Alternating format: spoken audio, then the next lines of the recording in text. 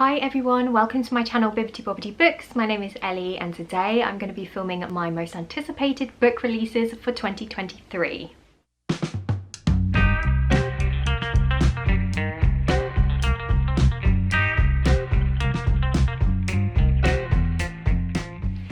So I have been doing a little bit of research and I've come across quite a few books that are being published this year that I'm very excited to read. Most of them are fantasy, but I've also got some horror books on here and also a sci-fi, and so there is a little bit of a mix. Of course, this isn't an exhaustive list of all the books that are coming out in 2023. These are just the ones that have particularly caught my attention and caught my eye. If you have any other recommendations for books that are coming out this year that I haven't included on this list, please do drop them down in the comment section below, because I'd love to hear what you are excited for, and it's always great to get recommendations from you as well. But without further ado, I'm just going to jump straight in with the first book because we've got quite a long list of books to get through in this video. So the first book that I'm excited for is, I think, the only young adult book that I've got on this list, and this is called Song of Silver Flame Like Night. The reason why I've put this one on my most anticipated list is because it's based on Chinese mythology and folklore, and if you know me at all, you'll know that I am a big fan of a mythology retelling, and I also have been really enjoying stories that are based on Chinese mythology. So as soon as I saw this book was coming out, I of course put it on my anticipated book list, and yeah, I'm just going to give you a little brief summary. So in this story we follow a girl called Lan, whose kingdom has been invaded, and the colonizers have outlawed her people's magic because it's rumoured to be drawn from the demons. So our main character is forced to hide her magical abilities for her own safety, and then she ends up meeting someone called Zen who can teach her more about her powers. And it says on the back, both Lan and Zen have secrets buried deep within, secrets they must hide from others and secrets that they themselves have yet to discover. Fate has connected them, but their destiny remains unwritten. Both hold the power to liberate their land, and both hold the power to destroy the world. Next we have Hellbent by Leigh Bardugo, which is coming out on the 10th of January. I'm sure this is going to be on a lot of people's anticipated releases list because of course this is the sequel to Ninth House by Leigh Bardugo, which is a very popular, for good reason, fantasy book. It's a duology, it's adult, it's very dark, it's very gritty, and it's also got dark academia vibes because it's set at Yale University.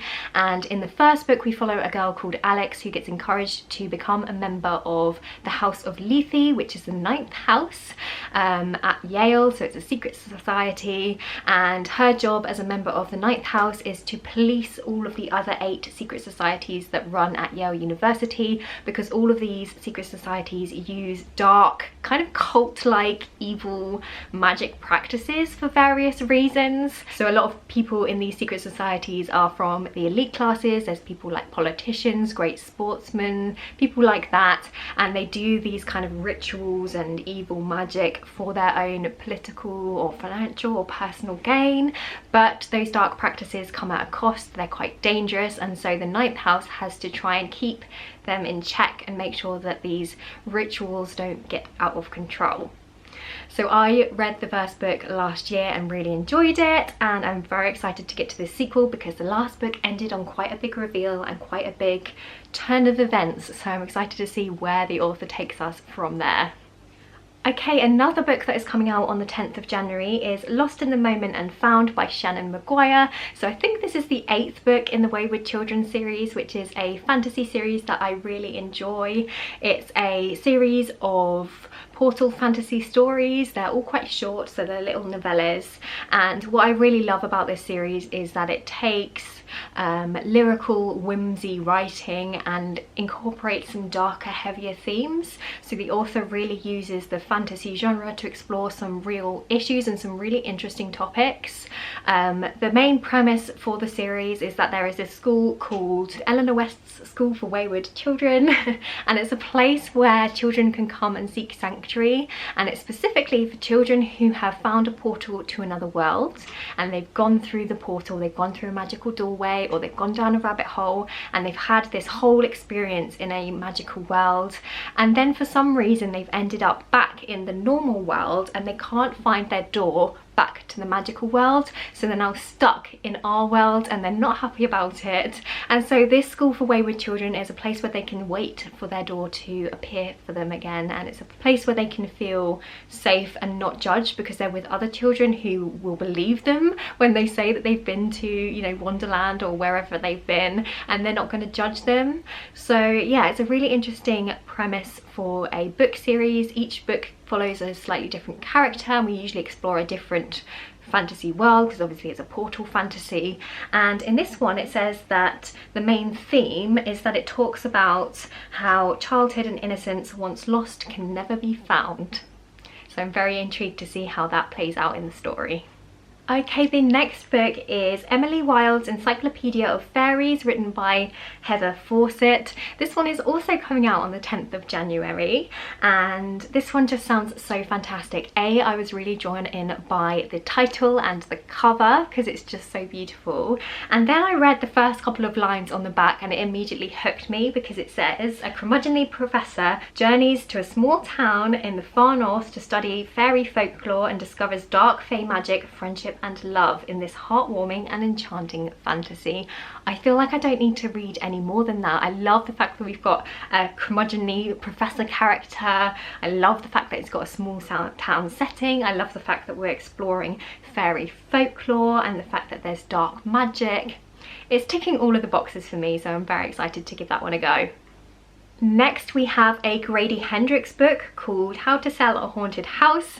This one is coming out on the 17th of January 2023, and yeah, I'm really excited for this one. A, because I love a horror book that's set in a haunted house, and B, because I've really enjoyed two books that I've read by this author. So I've read My Best Friend's Exorcism and A Southern Book Club's Guide to Slaying Vampires, and I've enjoyed them both.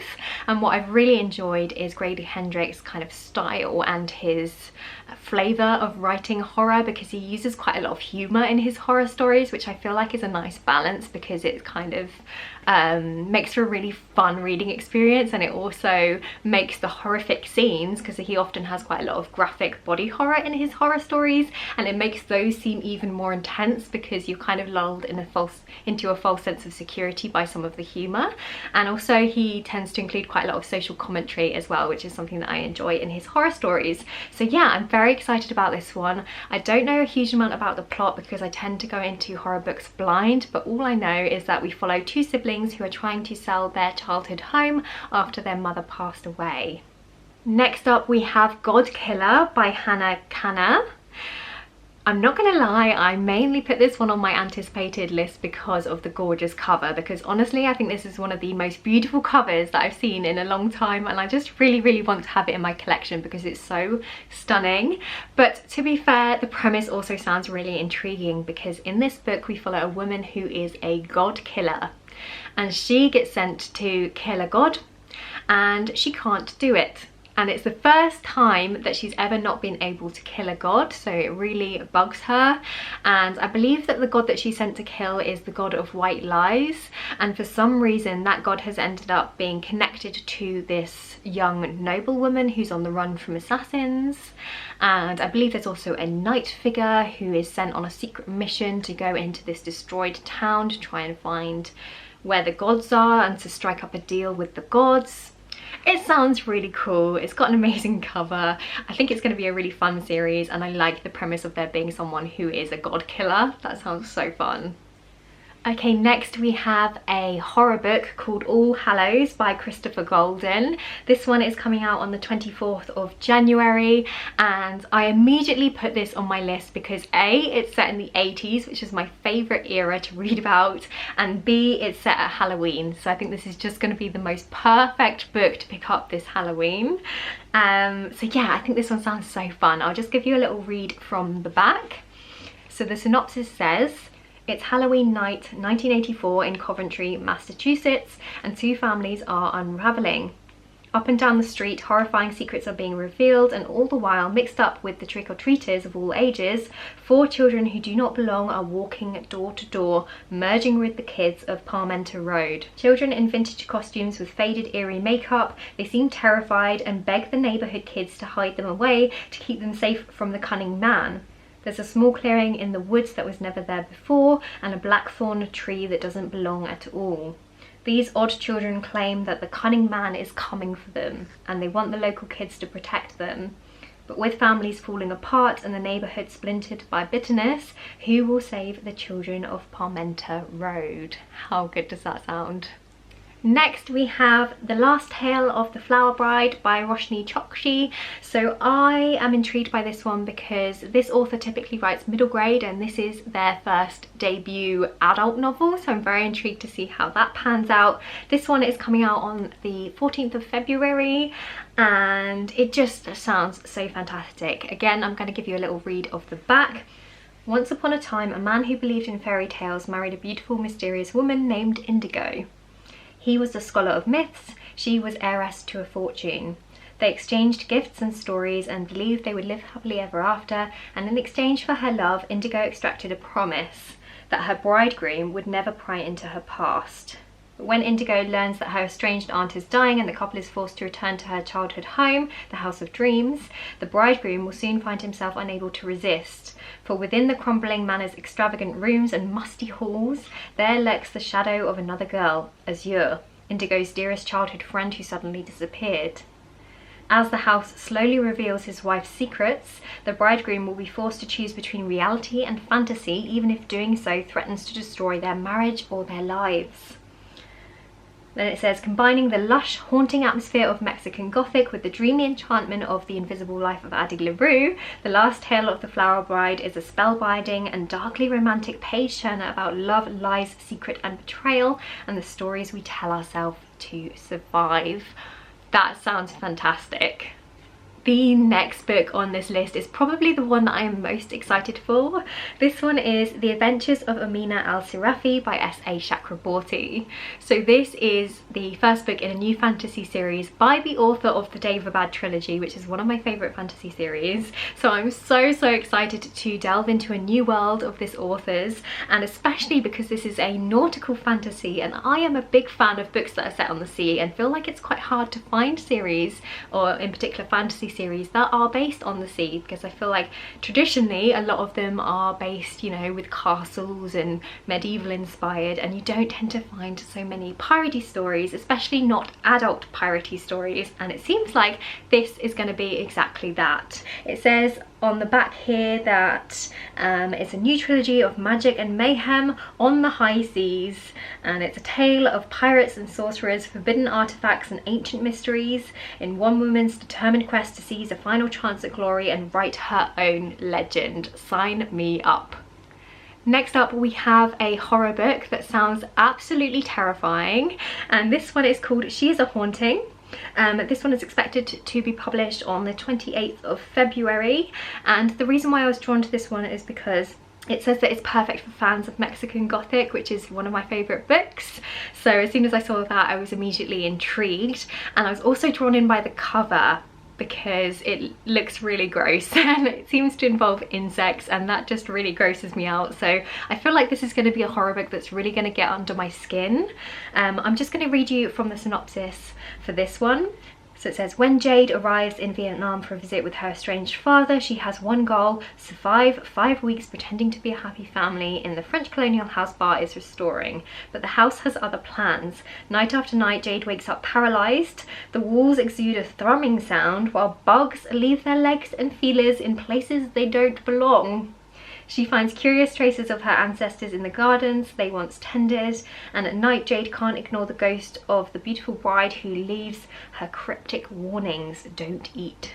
Neither Bar nor her sweet sister Lily believe there's anything strange happening. With the help from a delinquent girl, Jade will prove this house, the home her family has always wanted, will not rest until it destroys them. Maybe this time she can keep her family together.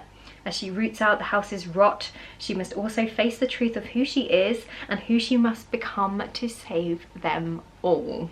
Oh, it just sounds so creepy. Honestly, the fact that there are insects where there shouldn't be insects is just so gross. And yeah, I just think this is going to be such a great, horrible, gross, creepy horror book, and I can't wait. The next book on my list is A House with Good Bones, written by T. Kingfisher. So T. Kingfisher is an author that I discovered last year, and I read quite a few of their books and have really enjoyed most of the books that I've read by them. So as soon as I saw that there was a new one coming out, of course I put it on this list.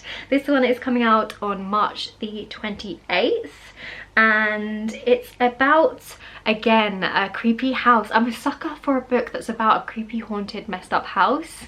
I don't know why, it's just my jam. I really enjoy it. So I think this one sounds so interesting because it's basically about a woman who goes to visit her mum and quickly realizes that there's something amiss, because it says, "Gone is the warm, cluttered charm her mum is known for. Now the walls are painted sterile white. Her mum jumps at the smallest noises and looks over her shoulder even when she's the only person in the room.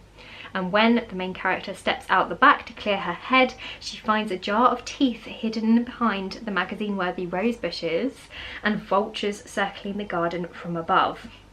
To find out what's got her mum so frightened in her own home, Sam will go digging for the truth. But some secrets are better left buried." The next book we have on here is In the Lives of Puppets by T.J. Klune. Again, T.J. Klune is an author that I do enjoy. I really enjoyed House in the Cerulean Sea and Under the Whispering Door by this author, so I'm very excited to continue on with my Klune journey. And I'm also particularly intrigued by this one because this is a Pinocchio retelling, which sounds so interesting, and it's also a retelling that involves robots. I mean, I just love a story with sentient robots, so as soon as I heard that, I was like, this is going on the list. And it sounds awesome. Let me just give you a read of the synopsis. In a strange little home built into the branches of a grove of trees live 3 robots. Fatherly inventor android Giovanni Lawson, a pleasantly sadistic nurse machine, and a small vacuum desperate for love and attention. Victor Lawson, a human, lives there too. They're a family, hidden and safe. The day Vic salvages and repairs an unfamiliar android labelled HAP, he learns of a shared dark past between HAP and Geo, a past spent hunting humans. When HAP unwittingly alerts robots from Geo's former life to their whereabouts, the family is no longer hidden and safe. Geo is captured and taken back to his old laboratory in the City of Electric Dreams. So together, the rest of Vic's assembled family must journey across an unforgiving and otherworldly country to rescue Geo from decommission or worse, reprogramming. Along the way to save Geo, amid conflicted feelings of betrayal and affection for HAP, Vic must decide for himself, can he accept love with strings attached? Next up we have a science fiction. So this is called The Surviving Sky and it comes out on the 13th of June. And I'm really excited for this one, A, because the story is based on Hindu philosophy, and I don't think I've really read any sci-fi or fantasy that's based on Hindu philosophy, so I'm really excited to read it for that reason, and also because I think the world building sounds so fantastic in this story. So I'm just going to give you a little read from the back. So it says, high above a jungle planet float the last refuges of humanity. Plant-made civilizations held together by tradition, technology and arcane science. In these living cities, architects are revered above everyone else. If not for their ability to psychically manipulate the architecture, the cities would plunge into the devastating earth rage storms below. Charismatic, powerful, mystical Irivan is one such architect. In his city, his word is nearly law. His abilities are his identity, but to his wife, they are a way for survival, to be reliant on the privileged few. Like most others, she cannot manipulate the plants and she desperately seeks change. Their marriage is already thorny. Then Irivan is accused of pushing his abilities to forbidden limits. He needs his wife to help clear his name. She needs him to tip the balance of rule in their society. As their paths become increasingly intertwined, deadly truths emerge, challenging everything each of them believes. And as the earth rages become longer and their floating city begins to plummet, their discoveries might destroy their marriage, their culture, and their entire civilization. So yeah, I just think it sounds so fascinating that we have these floating cities and that the architects are really revered because they're able to like manipulate these plants and to create these beautiful cities that are floating. I think it's really interesting that the reason why they're floating is because there's these deadly storms beneath and there's going to be devastating consequences if the cities drop into these storms. And I also think that it sounds really interesting that we have a married couple in here, and the fact that we're using the sci-fi genre to discuss tensions between marriage and marital drama, and I just think it's going to be so good. So yeah, I'm really excited for that one. And then lastly we have Silverborn by Jessica Townsend. So this one is expected to come out on the 10th of October this year, and this is the 4th book in, I think, my favourite middle grade series ever. I love this series, so I'm of course super excited to continue on with it. If you haven't heard of this series before, it's a series, it's called the Nevermore series, and it's about a young girl called Morrigan Crow. And she is believed to be cursed, and she's destined to die on her 11th birthday, but she is rescued from her fate by this kind of eccentric character known as Jupiter North, and she's whisked off to safety, and she's taken to this magical city known as Nevermore. And when she's there, she's entered into a series of trials to try and win a place into the Wanderer Society, which is kind of like a elite school for magically gifted children. So she competes for a place within this school, and it's just so creative and the characters are so lovable. Jupiter North is one of my favourite ever characters from a book, and yeah, it's just so fun. It has all of the whimsy that you expect from a middle grade, but it's also the kind of middle grade that I feel like a lot of adults can relate to, and I just adore it. So I'm very, very excited to be continuing on with the series, hopefully later this year if it is published on the 10th of October. So yeah, that brings me to the end of this list. I'm sure there's going to be more books that are announced that are coming out as we progress through the year, and I'll keep adding to this list. Whether or not I'll get to all of these books is questionable because I'm quite a slow reader, but these are the ones that I am most anticipating and that I'm most excited for. Please do let me know in the comments down below what you're most excited for, if you're hoping to pick up any of these books that I've mentioned, because I'd love to have a chat with you in the comments section down below. Please like this video if you liked it, and subscribe if you want to see more from me, and I guess I'll see you next time with another video. Bye!